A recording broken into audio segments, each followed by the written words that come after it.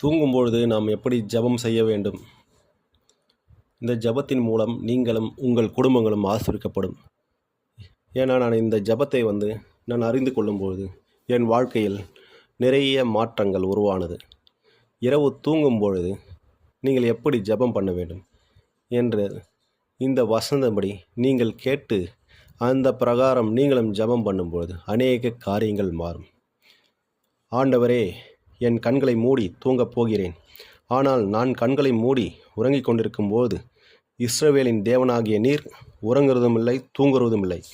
எனக்காக கண் விழித்து என் பிரச்சனைகளை தீர்க்கும்படியாக இரவும் பகலும் நீரும் தூதர்களும் வேலை செய்து கொண்டிருக்கிறீர்கள். எனக்காக வாசல்களை திறந்து கொண்டிருக்கிறீர்கள்.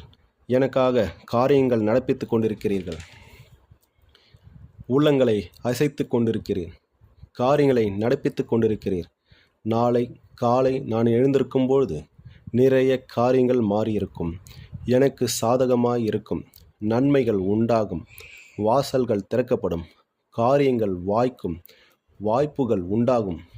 உமக்கு நன்றி ஆண்டவரே.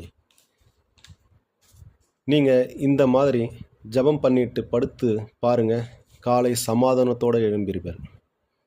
இந்த ஜெபத்தோட அர்த்தம் புரிந்த பின்பு தான் எனக்கு தெரிந்தது. நானும் இரவு முழுக்க தூங்காமல் முழிச்சுக்கிட்டு அவரும் முழிச்சுக்கிட்டு என்ன வரப்போகுது. இந்த ஜெபத்தை, இந்த வசனத்தின் அர்த்தங்கள் புரிந்த பிறகு இரவு நல்லா உறக்கம் வந்தது எனக்கு.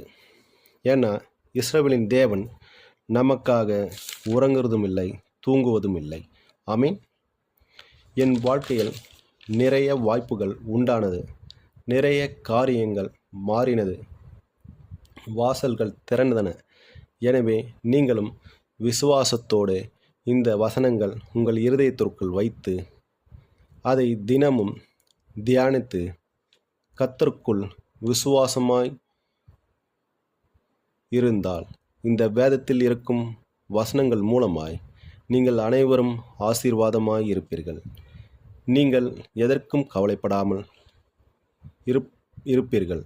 வானத்தையும் பூமியும் உண்டாக்கின கர்த்தரிடத்திலிருந்து எனக்கு ஒத்தாசை வரும்.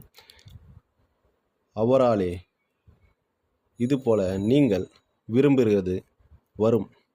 நீங்கள் ஆசீர்வதிக்கப்பட்டவர்கள். ஆமீன். இந்த சங்கீதம் 121:7-8 வசனப்படி, கர்த்தர் உன்னை எல்லா தீங்குக்கும் விலகி காப்பார்.